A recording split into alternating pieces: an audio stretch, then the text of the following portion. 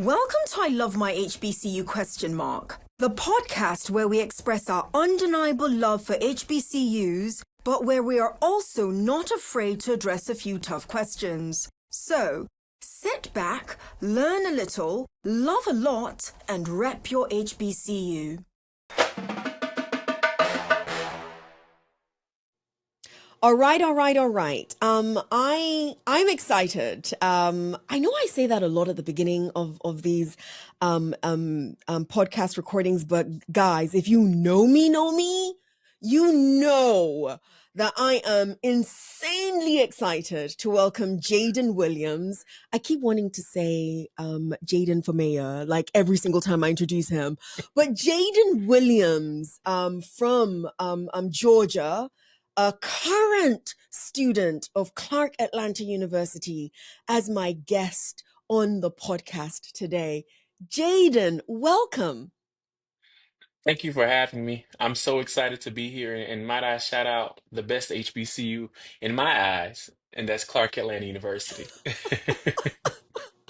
So listen, oh Lord, you're not the first Clark Atlanta University student or alum on the podcast, by the way.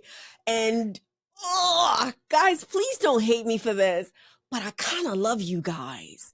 There is something about each Clark Atlanta University guest that I've had on the podcast that you just feel the love of Clark Atlanta bursting through your chest.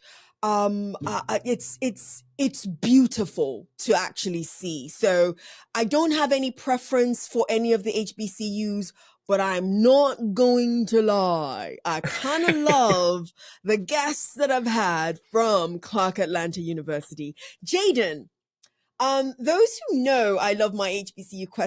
Know that we have 3 core initiatives that we care about.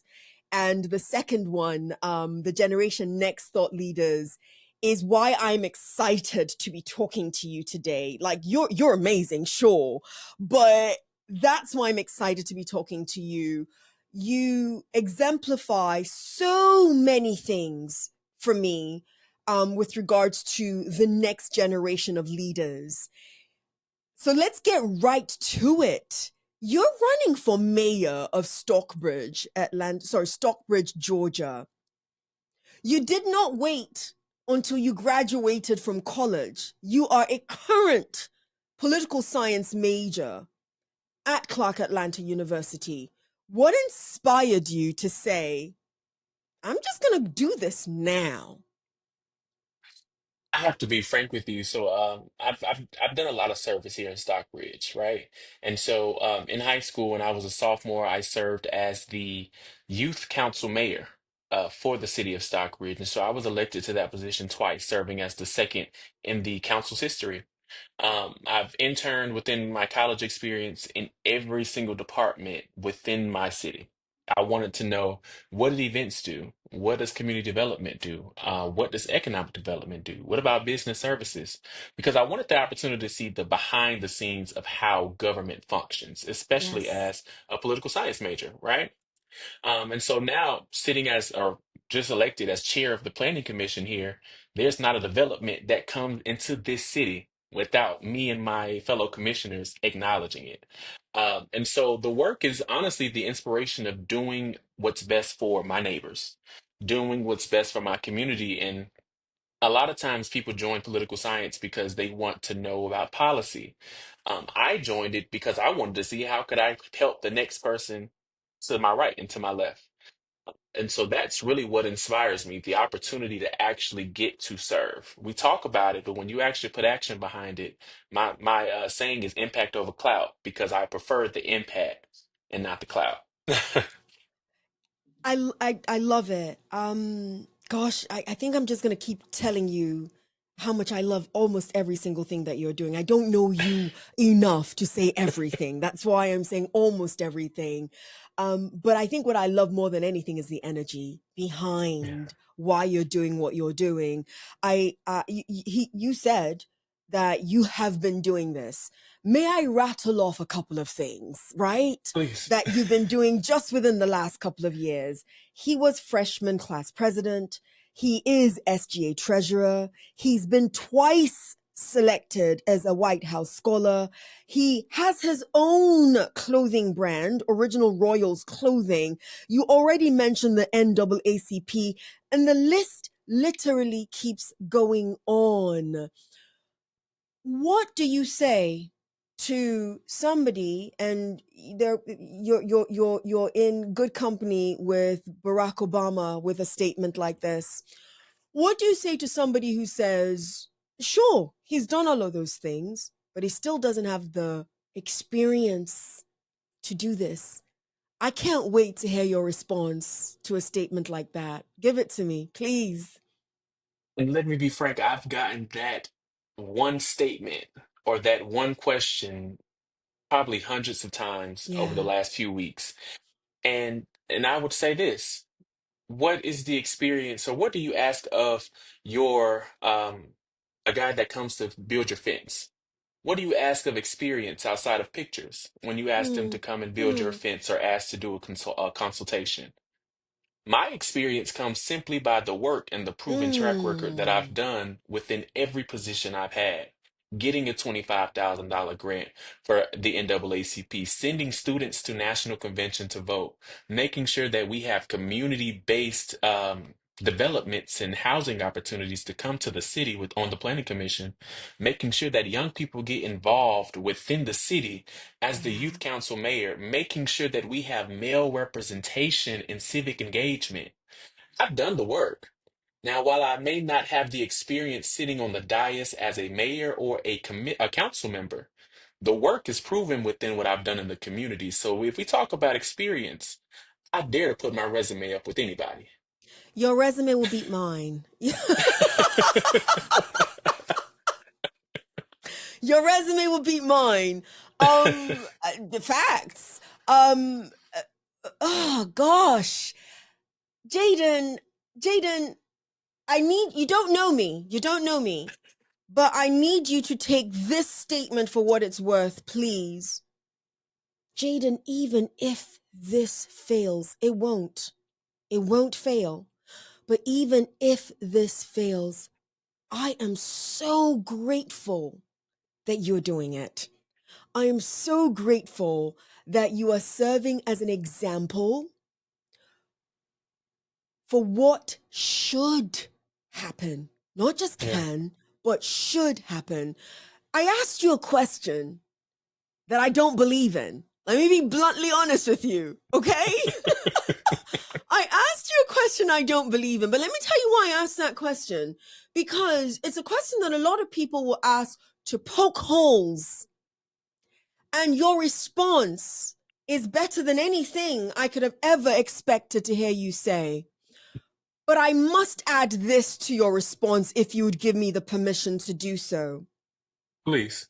Because I literally just told you your resume will beat mine if you and I were vying for the same job. And that's the exact truth. I mean it. Other than medical practitioners, and I mean this when I say this, the experience most of us are going to be able to talk about is putting the work in. Mm-hmm. It's not the amount of times that I've done it. It is not who I did it for. It is you seeing me do it in action. Absolutely. So I cannot wait for the world to see you do this in action. I can't wait. That's the only experience that matters by the end of the day. And I will take that to the bank. And remember, I gave a caveat. Other than medical practitioners, listen, I want you to have tried and tested all of this stuff on everybody else before you come to me, okay? Oh, yeah. Other than them, for the most part, you learn on the job. Yeah. And you bring the right components together to make sure it works. So Jayden for mayor, right, is literally how I will be introducing your name until November 4th, 2025, even though I cannot vote for you all the way in Baltimore, Maryland, while you serve in Stockbridge. But Jayden for mayor it is, because you are, again, to me, an inspiration for everyone of your age and of your generation. What did your mom say when you said, I'm doing this? So my mom is a 23 year active military in the Air Force Reserve. So I told her, I said, hey, I'm about to run for mayor. And I didn't ask. I said, you think I should run? I said, I'm running for mayor. I'm And running. she said, okay, let me clean out the garage. Because she knew right then and there I was serious, one, and two, we needed some space to put some yard signs because it's about to get real. And so instantly I went to school and had a trip, came back. It's a whole half of the garage that is cleared and it has a sign, Jayden's campaign. Because she's ready to work. And I can tell you, and I tell everyone when I'm speaking and on a panel, whether I'm out just talking to the community, in my household, civic engagement is just as important as education. And so while I'm getting my education, it's important for me to understand my civic duty and not just do the one factor that we discipline it, which is voting, but actually get involved in civic engagement. You mention the very if you gave my for those who know me well, if you wanted to give me a middle name, it is Oluwatosin Civic Engagement Adigbola. That's so I got quiet when you said that because it spoke really deeply to my heart. I'm going to jump to the rapid fire segment for a hot second because I want to throw some Okay. fun questions at you. And then I want to come to one of your key tenets of your campaign, and that is empowering economic development. Mhm. I'm curious to hear. I think my generation has screwed things up enough. For he's nodding. Damn, Jayden, let me finish. He's nodding. He's like, yes, yes, you have.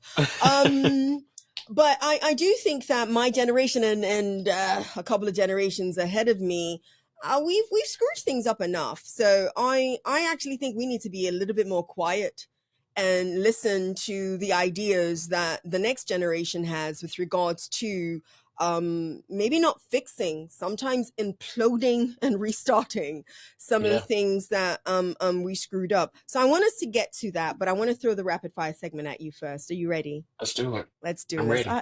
I love Jayden. Jayden for mayor, guys. Jayden for mayor. Okay, Jayden, describe yourself in 3 words. Ooh, okay. Rapid fire.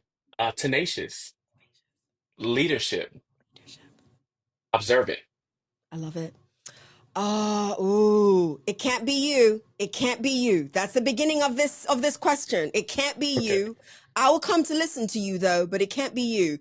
You are at your college graduation. Who would you want as the commencement speaker? Ooh. I have two though. Let's hear it.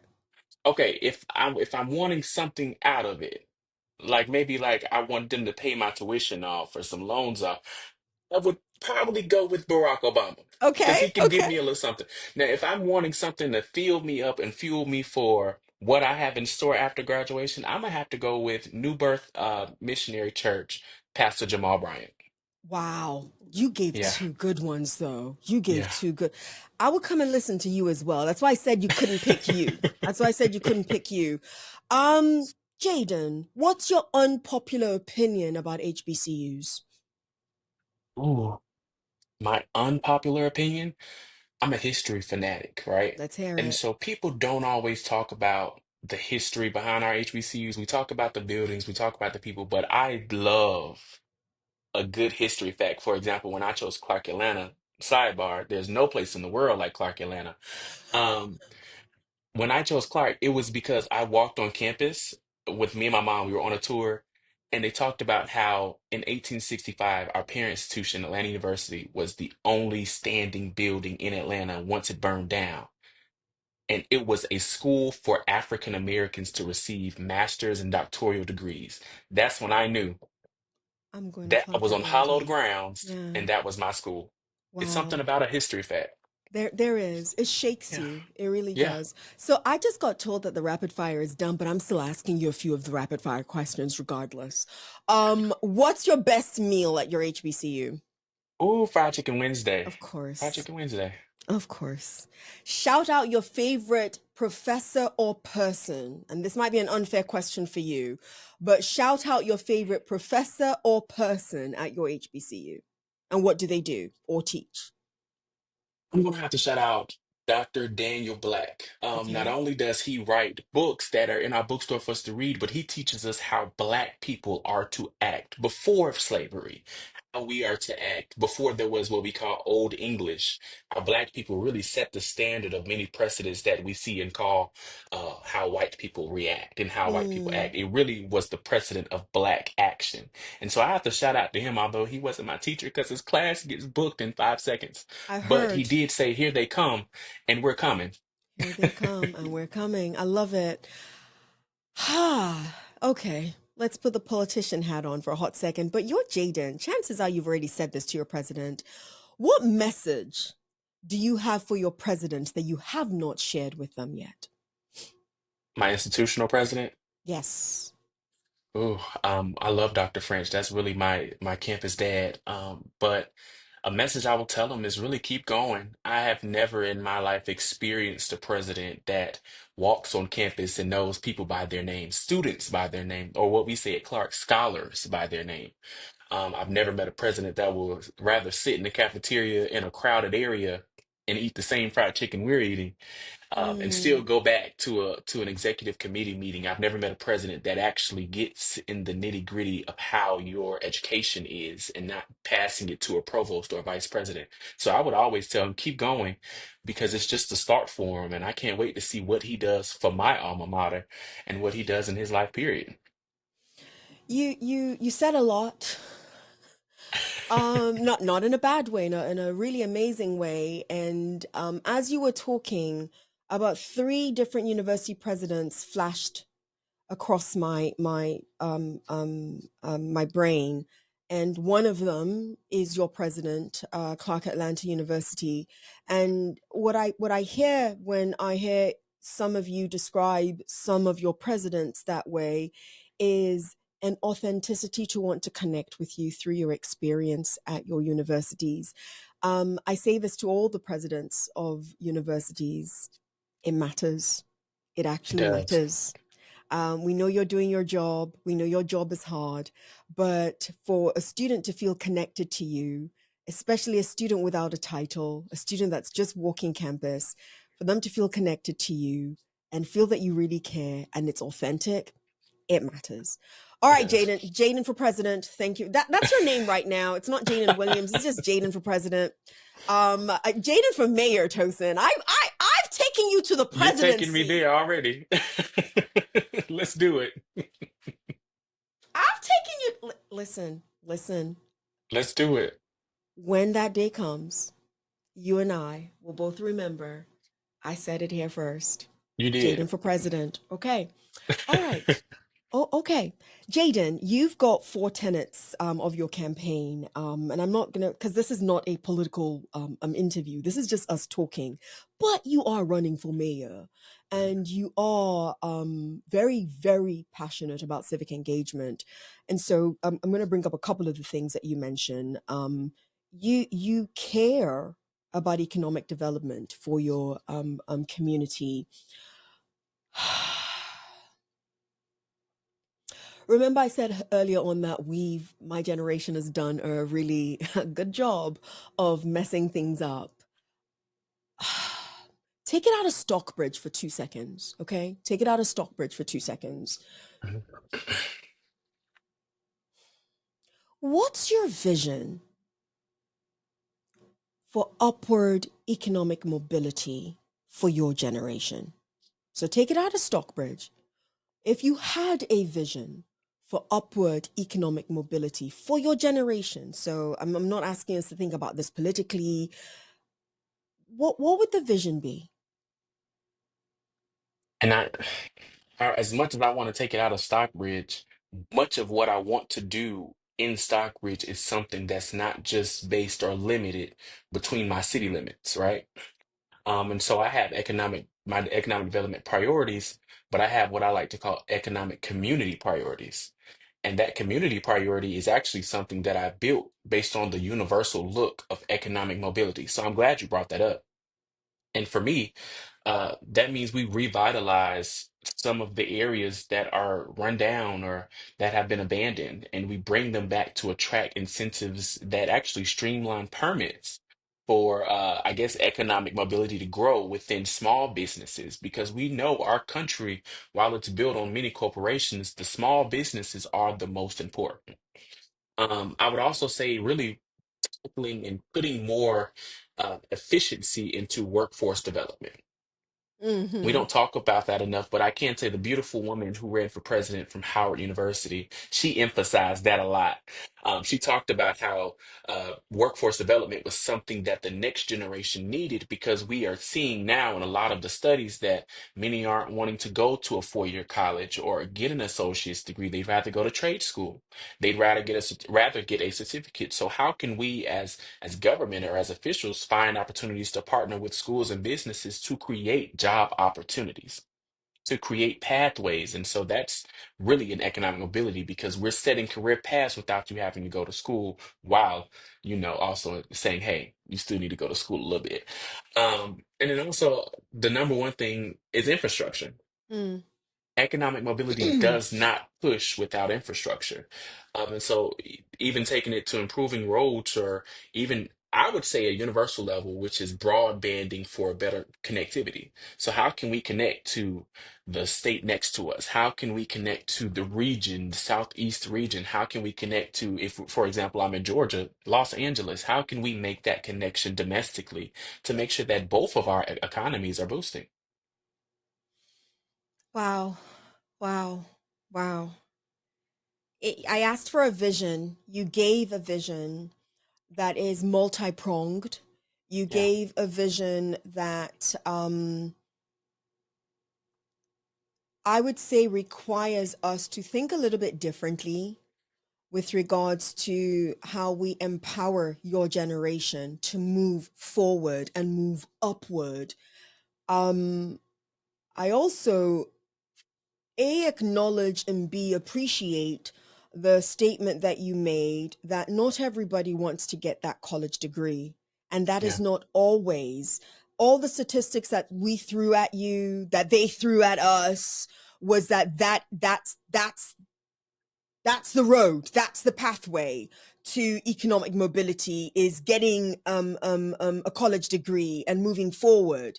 But call it inflation, call it messing up the economy, call it whatever you want to call it.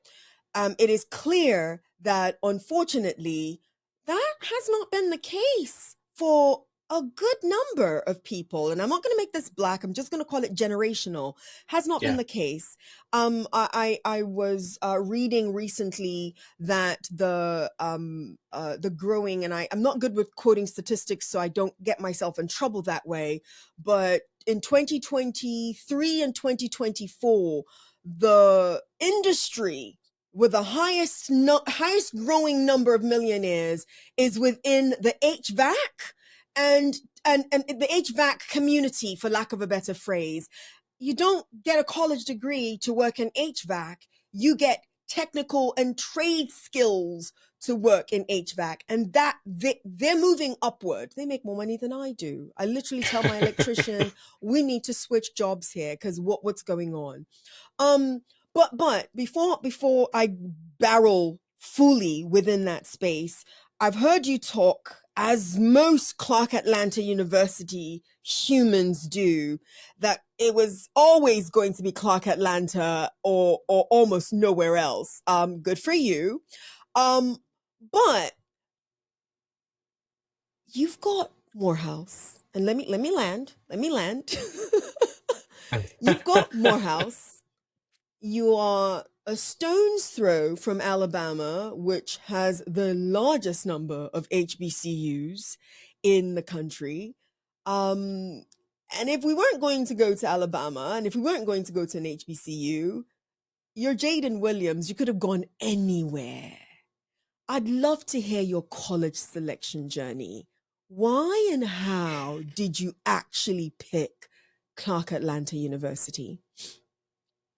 Ooh, it's a story. Let's hear it. Um, and I'm gonna be honest with you, I was going to apply for two schools, Morehouse, Howard. Wait, Um, pause. Initially, Clark wasn't even on your list? mm-mm. Oh, I love this. I want to hear this story. I want to hear this story. So I was with my counselor, Miss Parker, and she said you need to apply to at least seven. I need at least three safe schools. And what did I do? All the safe schools were PWIs. I knew I would get in, and I knew I wasn't going. So KSU, Georgia State, Georgia Southern, those were my three safe schools. They sat there, they were safe where they were. Okay. But I knew it wasn't for me. I knew I was going to an HBCU.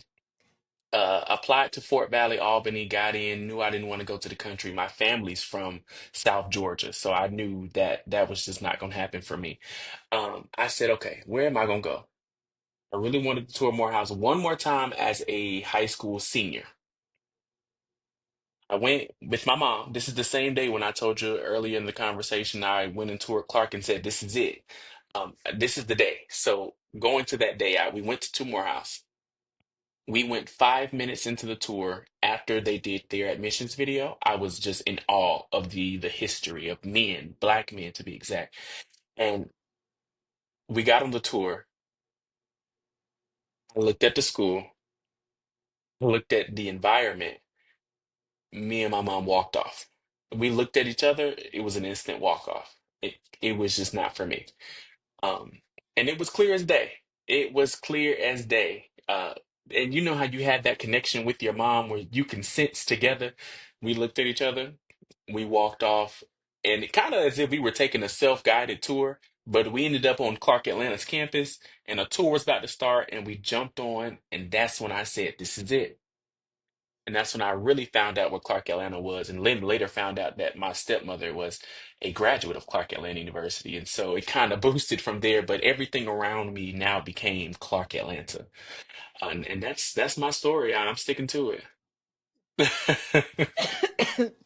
I hear a feeling, I hear a calling and a feeling to Clark Atlanta University.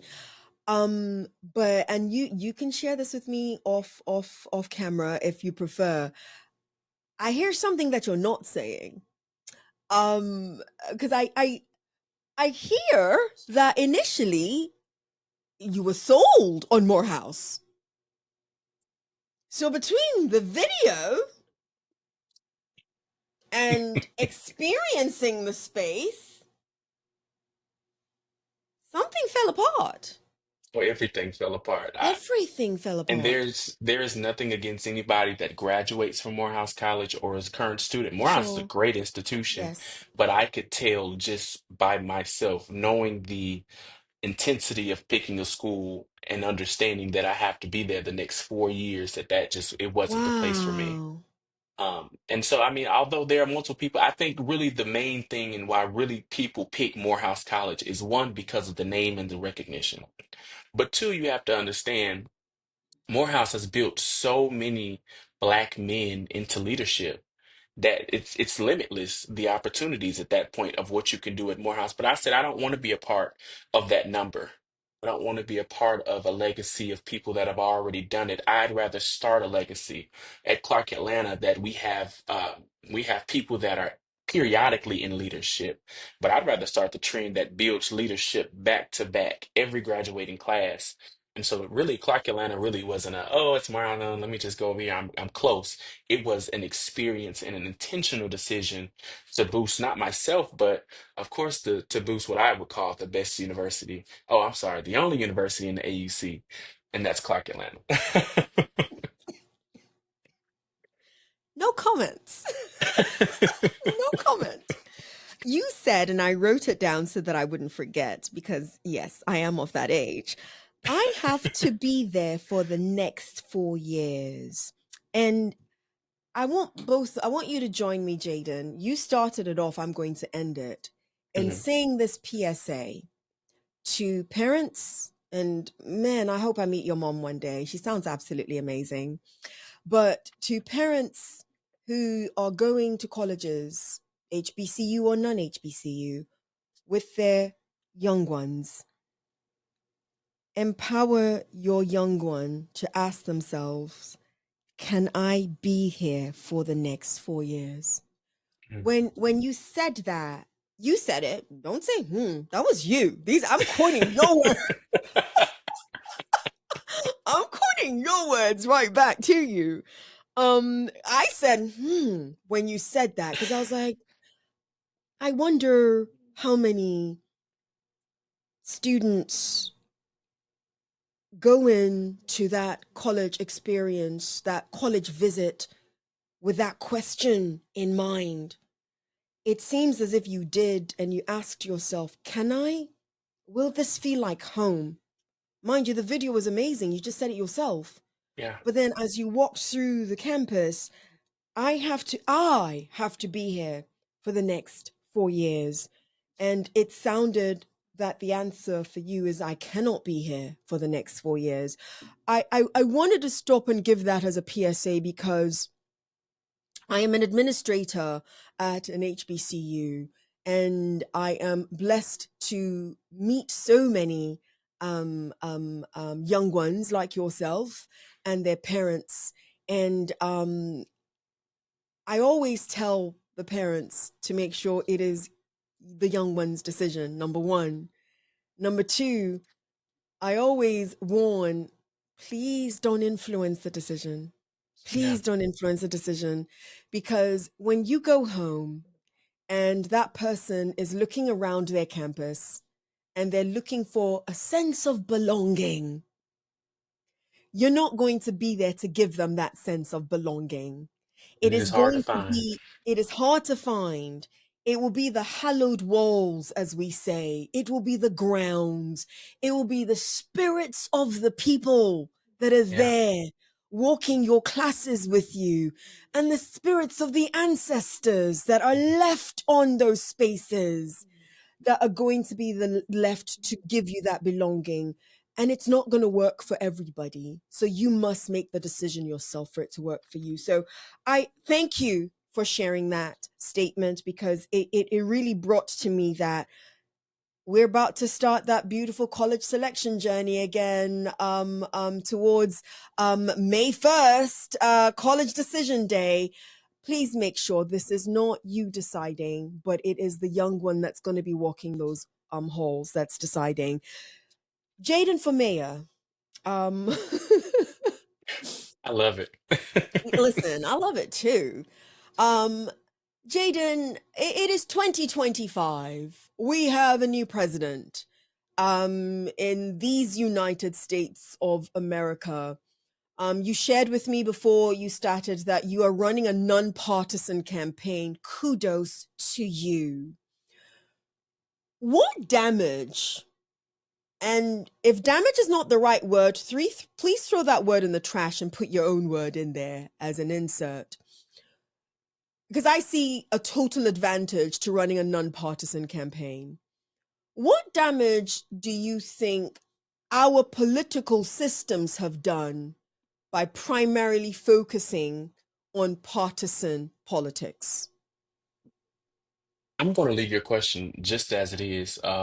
And while I am a member of a party and I am running a nonpartisan race, I have to be honest with you. It goes back to the very first president of our country, where he fought to make sure there was a no party system. It was always for the people. And let's also not to mention that the party and this country was built on young people. And so the fact that we have so many older people in power and they don't want to make the opportunity to make a multi-generational environment to make governing work is just atrocious to me. But I have to say, the disconnect or the disinvolvement of it is really goes back to good governance, right? Because sometimes when we have these parties, we focus on what the party wants. What does this our leader of the party, what do they want to see? And in reality, we're missing the purpose of being in positions, and that's what does the people want? What do the people need? If I go home right now as a representative, how can I go to my neighbor and ask for some sugar and I just voted against a housing voucher so that she can stay my neighbor? It's that's what's hurting our country, our democracy is the simple fact that parties hinder the real fight, and that's the fight to ensure our communities can thrive. I'm in class. So I'm taking down the notes.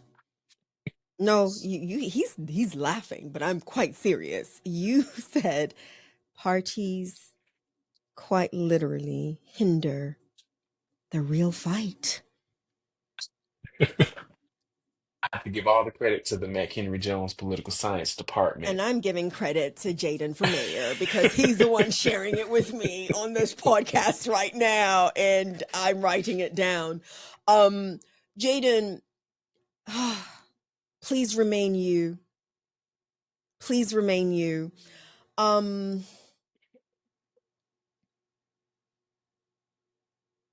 They say the folly of the youth.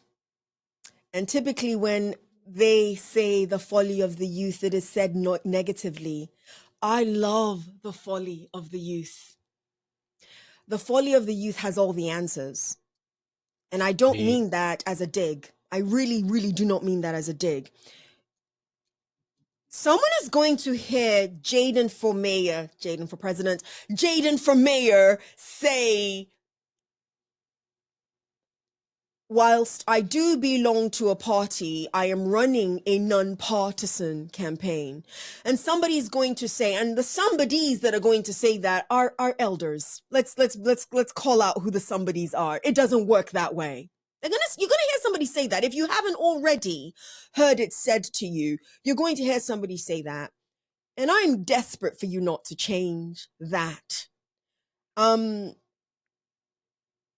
You're listening to your generation. I'm listening to your generation more than my generation and more than the elders. I am. I really am, because we're on our way out. Whether we like it or not, we are on our way out. And if you can't recognize the fact that you must give those coming in the opportunity, you said, why aren't there more multi-generational scenarios in these spaces? You're not wrong. And the best way to actually help the youth along is to invite them along for the fight. But not Absolutely. invite them along for the fight and tell them what to do all the time according to our agenda. No, invite them along for the fight and let them teach us how to do things a little bit differently. Yeah. So I listen to the youth, and what I hear the youth saying consistently is they don't care about these parties. They don't care about the two-party system. And so when I hear a Jayden for mayor say that whilst he does belong to a party, he is running a non-partisan campaign, I need that to gain more support. I need more and more of your generation to go out there and say things like that. Because when you say something like that, then I believe Jayden. When Jayden decides to vote for an issue based on how it is going to help the people and not how it is going to be in alignment with the party line, I'm going to believe him when he says that, Yeah. because he's letting you know that no matter where you see me identify, my philosophy has got to be collaborative. And my philosophy has got to be what's going to work best for the people that I'm serving. I should be on your campaign, shouldn't I? At this point, you said Jayden for president. I see press secretary right with me, like. Listen, listen, listen. The sad thing is, I am not joking. I really think it would be amazing if you became president of these United States one day. And because you're starting now, dear God, it's believable. And I love it. I love that it's believable. Thank you. Jayden, there's a special sauce that I am noticing, and anyone who watches this is going to roll their eyes and say, yeah, you're biased to Clark Atlanta University students and alum, and they're not wrong. They're not wrong. Mind you, I didn't go there. Actually. Is it fair to say that Clark Atlanta University is recently understanding its own sauce and appreciating its own sauce? And because it is understanding it and appreciating it anew, there's an unbristled pride that is coming from that community. Is that fair? Because I'm older than you. I haven't always heard this love for Clark Atlanta University like I've been hearing over the last, I'd say maybe 7 or so years. What are your thoughts? So, Clark Atlanta was consolidated just 36 years ago. And so, people think we're a baby and they don't understand what really is Clark Atlanta. But I can say, I like how you're using the analogy of the sauce, right? I wouldn't say that I wouldn't say that it's a new sauce. What I would say is the sauce is we filled the sauce to the top and then we smoothed it out as if you were making a cake. So it's not dripping off the sides. Does that make sense? It The is. sauce It is makes not dripping. sense.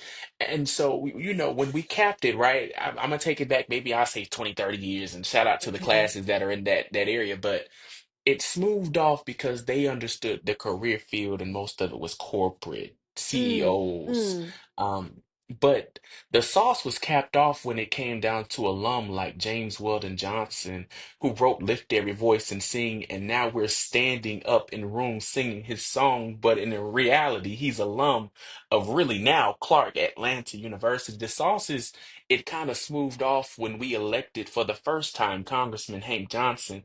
It kind of smoothed off the top, right? But now it's dripping because the sense of pride is not coming from what was. It's coming from what is to come of Clark Atlanta University.